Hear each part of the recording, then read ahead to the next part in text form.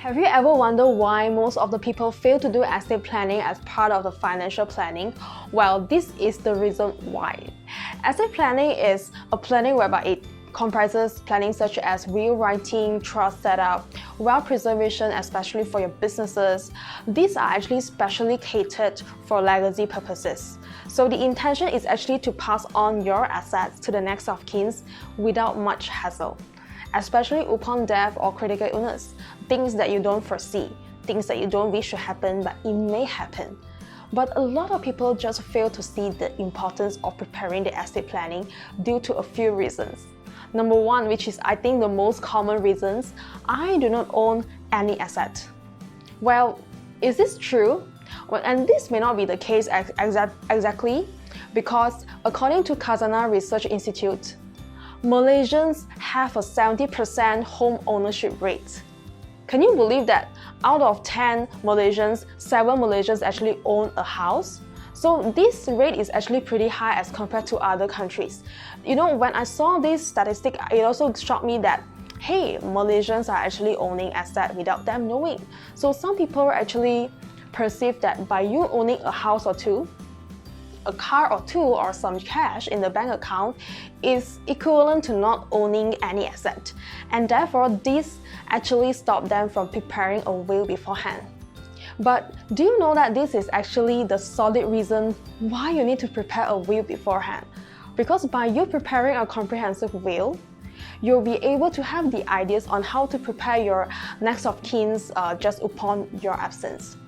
And while you are preparing for your will, you will practice that critical thinking with your estate planner, with your advisor, on how you can actually fund for your family's future expenses when you're gone.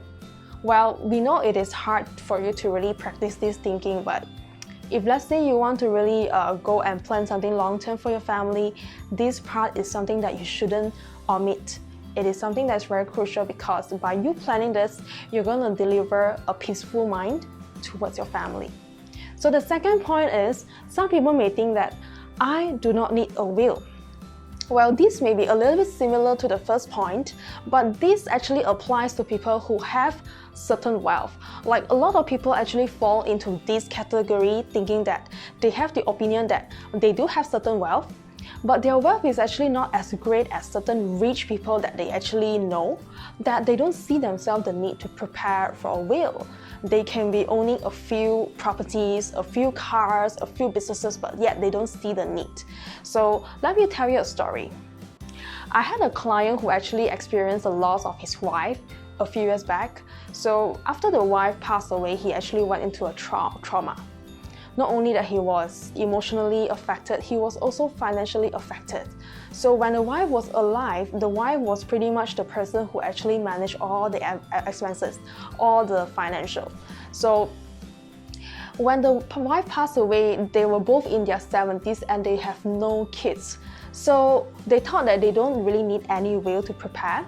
However, my client had a nightmare right after the wife passed away because he had a lot of nightmares, just trying to locate every single bank account, the property title, and even the IC of his wife. Can you believe that he found his wife's IC in the storeroom?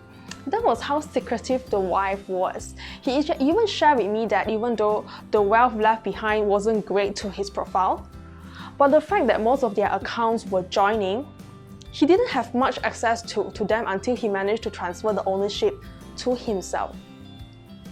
So when I heard of this story, right, it actually gave me this wake-up call that I should actually educate more clients to actually go into preparing a will beforehand, not really comparing your wealth towards other people, not really giving yourself an excuse not to do it.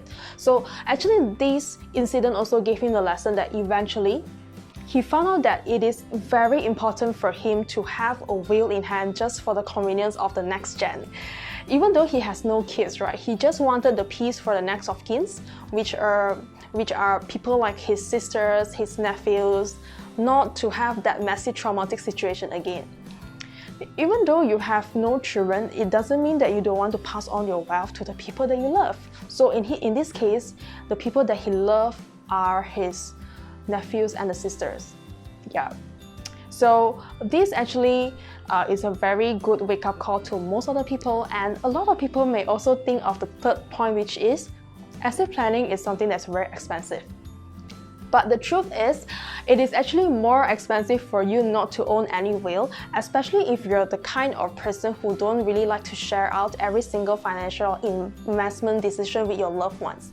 Well, the cost of you not preparing for any will may cause your family members to end up having to spend a lot of time trying to locate the assets that you owned when they actually need to execute your will. So end up, it is actually the legal advisors who actually earn the most money.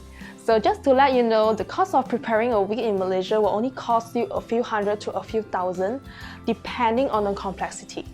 So when you're hesitating, always think ahead of your family. It is the value that matters to you when it comes to estate planning, not the cost. Of course, the cost is really depending on your wealth. Okay, so number 4, I believe this is like most of the people's fear that was holding them back from preparing the estate planning plans, which is, I do not want to face my mortality. We all know that by us preparing for our estate planning means that we got to face the fact that we may die someday. It may sound very fearful. I totally understand that, because when I was preparing for my own will and my life insurance, I needed to put in that thought as well. Like, how am I supposed to prepare for my family if I were to gone from the world? What is the things that I need to foresee? But because of the loss that I experienced after my dad passed away, the more I realized that these are the real facts that I got to face. I can't avoid the fact that, we come into this world, but we actually will leave this world as well.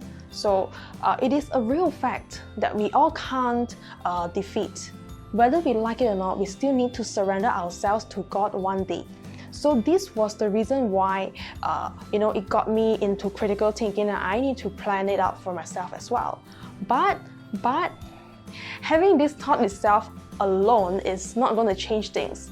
So by you having this thought, and if you actually manage to change this thought into a legacy idea, you will be able to leave a legacy of love towards your loved one, and it's going to give you ideas on how you can plan your assets out to your loved ones. It is always the shift of mindset that's actually going to affect you eventually. So I hope that you have a lot of clarity here into why estate planning plays a big role into your financial planning. So if you like my video today, don't forget to share it out to your friends and like my video. So my name is Chanel Chong. I'm an insurance planner, estate planner, and a co-founder of a property management company. So I shall see you again in my next video. Bye!